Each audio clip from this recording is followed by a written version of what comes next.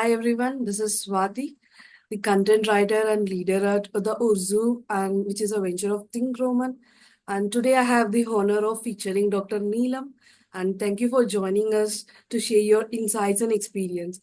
So to begin with, could you please give us a brief overview of your background and what's your most inspiration to pursue a career in the field of the curriculum development and also the researcher and mainly the science? So, can you give us a brief overview about you, Dr. Neelam? Firstly, I would like to thank Think Roman and the entire team to give me this opportunity for an interview. It's really an honor and a privilege at the same time. Thank you, Swati, for taking this up.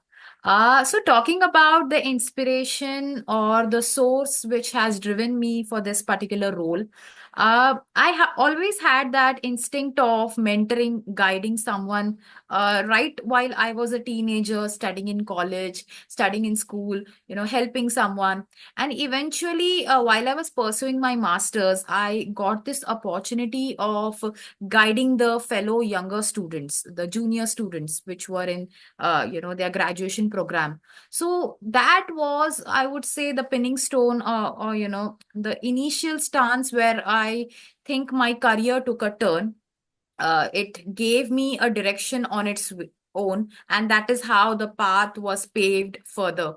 So I would say that was like the first, profession of mine, which was like a teaching associate. And that is how I started teaching and guiding and mentoring the students. And ever since that, I have been evolving based on, whatever feedback that I have been receiving from my fellow colleagues. So yeah. Yeah, it's a good initiative as well. And as we are talking about the students, while I was browsing through the experiences you had, I had a certain question is you are teaching international students as well. And there will be some sort of cross-sectional cultures and the accents of the students and the question and the way they ask the question might differ. So how do you adapt to them and how do you ensure that all the queries of the different cross-sectional students or cross-cultural students have been addressed? All right. So while I was taking sessions for students from across the border, the first thing which I kept in mind was ensuring that, cultural inclusivity is given more prime importance beyond the academics. So Okay. making sure that all the students, despite coming from different, international borders, are being felt comfortable. That was of most importance to me. So making the students feel comfortable, ensuring that they have followed the topics, having a one-on-one conversation with students on a regular basis. Maybe, based on, since these were the sessions taken remotely and some of them were offline, wherever possible, I used to interact with students. I used to gauge the body language in terms of how they understand, ask them some curious questions just to ensure that are they on the same page, are they able to are they being able to cope up with the questions and the curriculum, is there any other concern which is nagging or bothering them. And having said that, ensuring that okay, these students are on the same page, they are following everything, it made my things really easy.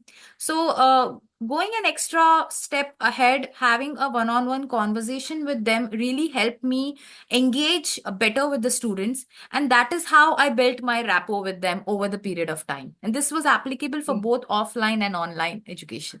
Okay, so like it's a good answer, and I was most looking forward this engagement thing. So as we are at end of the communication and engagement, as a public health lecturer, you are a public health lecturer, right? So how do you ensure that the students are engaging but practically with you and they get some sort of they get some sort of concerns addressed from your end? So how do you ensure that all students get all certain answers from you? Okay, so talking about public health, Swati, what happened is whenever I'm taking sessions, there were more case-based scenarios, these case-based scenarios were discussed with them. A lot of projects, mini projects are assigned to these students. Some of the projects are to be submitted in bulk, like, in group, the students are discussing and compiling, the submissions I used to grade them. Some of the students submitted on an individual stance. So wherever possible, I made sure that students are working in group. No one is left alone, and wherever possible, if they have any hindrance or if they feel that their queries need to be addressed, I normally get all the students on call. So irrespective of those who are having a doubt and those who are clear with the doubts, the more the students on the call, many times the conversation surpasses and helps them get over their own doubts, or at times it's just about esteem. So just giving them that slight push so that their self esteem increases. This was one of the major step which I have tried to implement, so that the students don't feel less confident about the kind of work they have submitted. So even if they had any flaws, or maybe the project was not up to the mark, I made sure that I highlighted the bright side, and I made them understand, okay, which are the lacunae, and eventually they can work on them. Okay. So can you share any example of such kind of training program that you had a measurable impact on the participants? Yes, of course. So, talking about the developing countries, there was one of the batch for public health from Africa.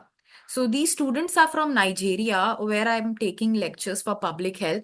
So, what I did was, firstly, I gave a session, a group of sessions for them. So, it was like a lecture series of around 10 lectures on public health and epidemiology.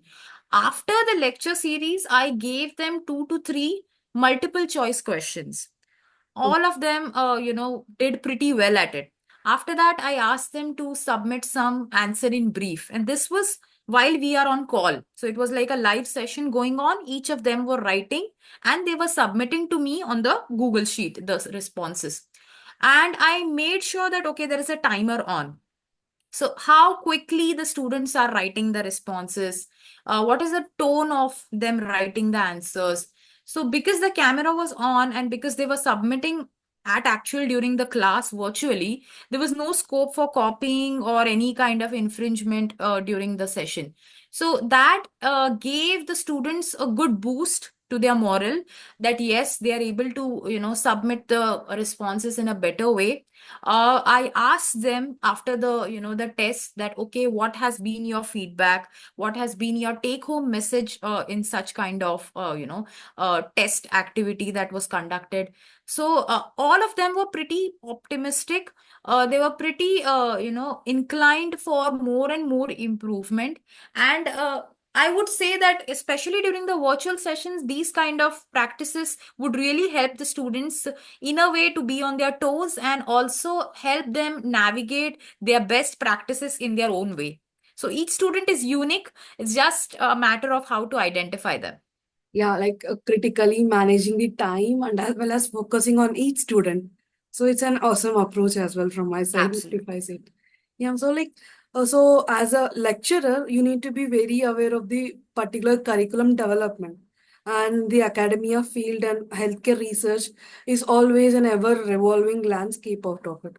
So how do you ensure that you stay updated in the field such that you can provide a updated curriculum development and ensure the students are getting up to the marks? So how do you ensure those curriculum developments? So normally, when it comes to curriculum development, as a faculty or as an academician, I have always been, practicing a SWOT analysis. So, identifying which are the best practices while I'm developing the curriculum, taking feedback from the fellow faculty members, taking feedback from the alumni. This really matters. Like, students who are passed out, they are the best people to gauge, okay, what was missing in their syllabus, how syllabus could have been honed in a better way. Industry specialist, many times it has been a very common feedback from the industry in terms of what is being taught and what is being expected in the industry. This gap is still not filled in. So taking feedback from the industry stakeholders, the alumni, those who are pass out recently, and the actual students. Like, okay, what do you feel this is the best suited, or something else needs to be added? So these three, four stakeholders played a very important role for me to develop the curriculum. Besides, there have been multiple LMS, that is learning management systems, which helped me, play with the software in such a way in terms of creating interactive quizzes, some interactive games, and also some case studies, which gave a real time, feel for the students to complete that particular course with much zest and enthusiasm, rather than the students scanning the same textbooks over and Mm. over, not getting anything much out of the theory. Practical based approach is something which I feel really help the students to gain Mm. more understanding, rather than just learning for the sake of it. So that has been a key, playing a key role in curriculum development for me. Yeah, I do side with this, like reading the same textbook from first year to second year. I'm not good with this approach. So there need to be some sort of amendments which can fit into the practical or real world scenarios. So I think we are Yes. coinciding with this approach. And like I would like to also know, like, your training programs. You are conducting several training programs in three different fields. One is healthcare, and their research, and the other is academia. So there are some interchanges are there. So how do you ensure that you create certain training programs that meets the needs of each groups?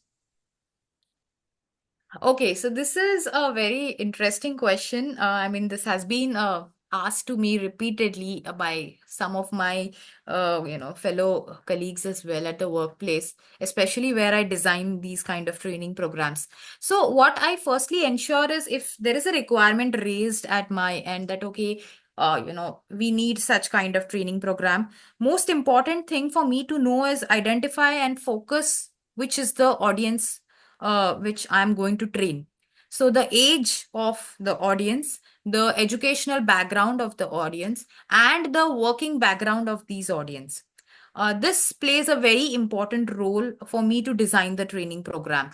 I make sure that the training program is divided in bits and pieces. Say, for instance, if it is a day long workshop, I'll make sure that the audience is being given a feedback form after every training session.